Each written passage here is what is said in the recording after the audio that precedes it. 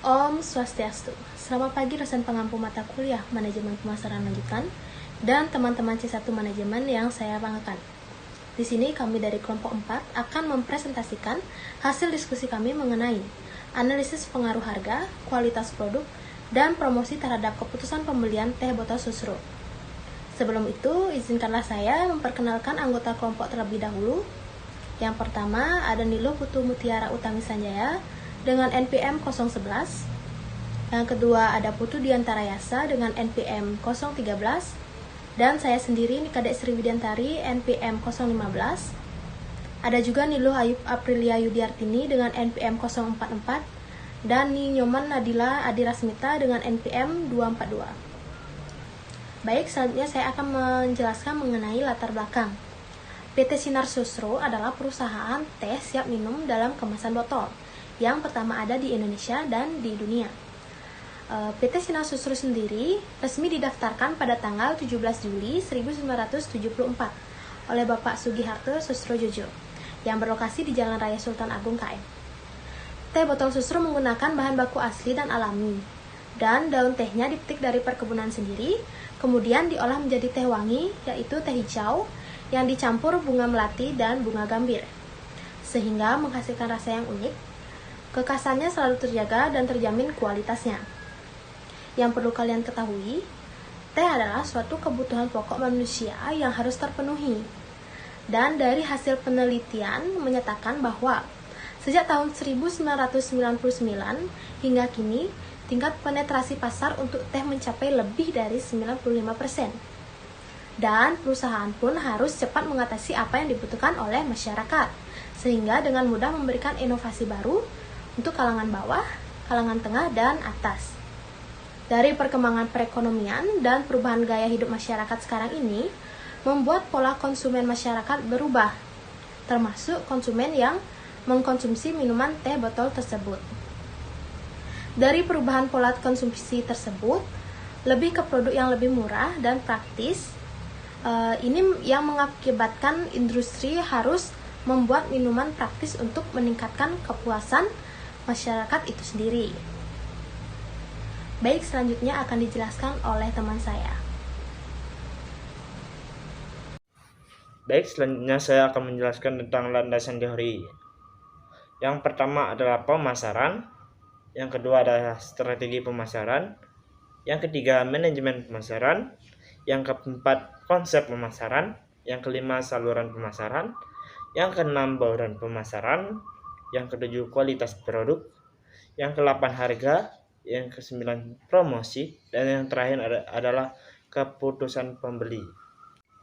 Baik, selanjutnya saya menjelaskan tentang kerangka pemikiran.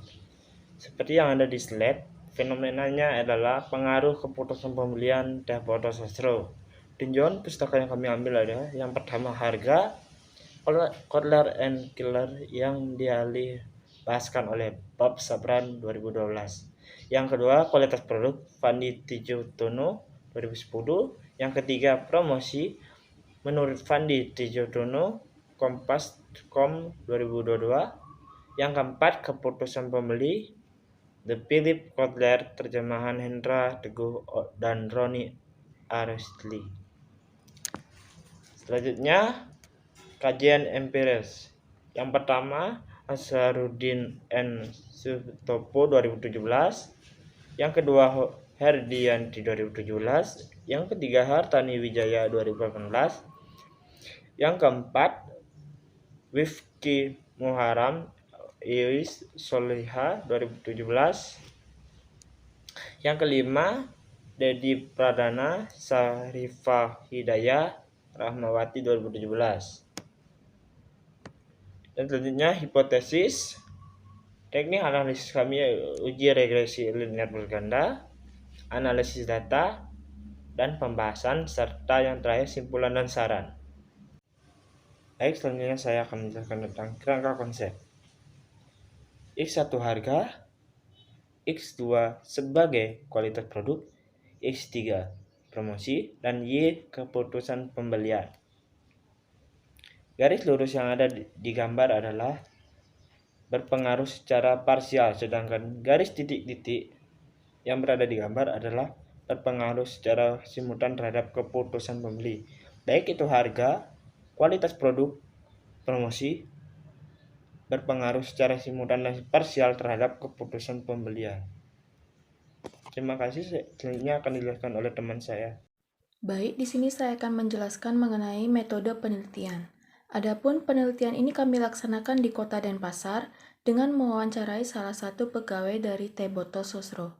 Lalu, objek yang kami teliti antara lain harga, kualitas produk, promosi, dan keputusan pembelian Teh Botol Sosro pada warga dan juga pegawai dari Teh Botol Sosro itu sendiri.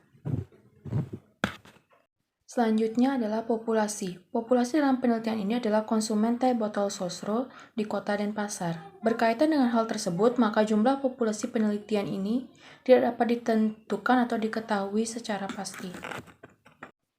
Lalu yang selanjutnya adalah penentuan sampel. Pengambilan sampel pada penelitian ini akan menggunakan accidental sampling, di mana ukuran populasi tidak diketahui secara pasti. Maka, peneliti berasumsi bahwa jumlah populasi sangat banyak dan sampel yang akan diambil ditentukan dengan menggunakan rumus purba. Adapun rumus tersebut adalah N sama dengan Z kuadrat per 4 mu pangkat 2, di mana N adalah 1,96 pangkat 2 dibagi 4 dikali dalam kurung 0,10 pangkat 2 dan mendapatkan hasil 96,04. Di mana berdasarkan rumus di atas, maka jumlah sampel yang akan digunakan untuk penelitian adalah sebanyak 96 responden. Namun peneliti memutuskan untuk membulatkan angka tersebut menjadi 100 responden. Selanjutnya saya akan membahas mengenai identifikasi variabel. Yang pertama yaitu ada variabel bebas. Variabel bebas dalam penelitian ini adalah harga, yaitu X1, kualitas produk X2, dan promosi X3. Kemudian ada variabel terikat. Variabel terikat dalam penelitian ini adalah keputusan pembelian, yaitu Y. Kemudian saya akan membahas mengenai analisis data dan pembahasan. Yang pertama yaitu ada deskripsi data. Penelitian ini terdiri dari 4 variabel, yaitu analisis pengaruh, harga, kualitas produk, dan promosi terhadap keputusan pembelian teh botol sosro sebagai variabel terikat. Data diperoleh dari hasil instrumen penelitian berupa wawancara kepada salah satu pegawai dari PT Sinang Sosro.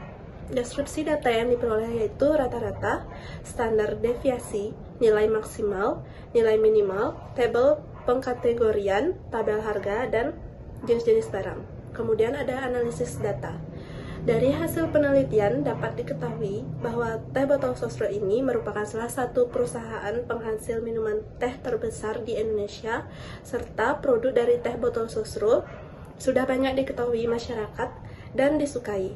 Perusahaan ini menerapkan strategi marketing 7P sebagai strategi memasarkan produknya.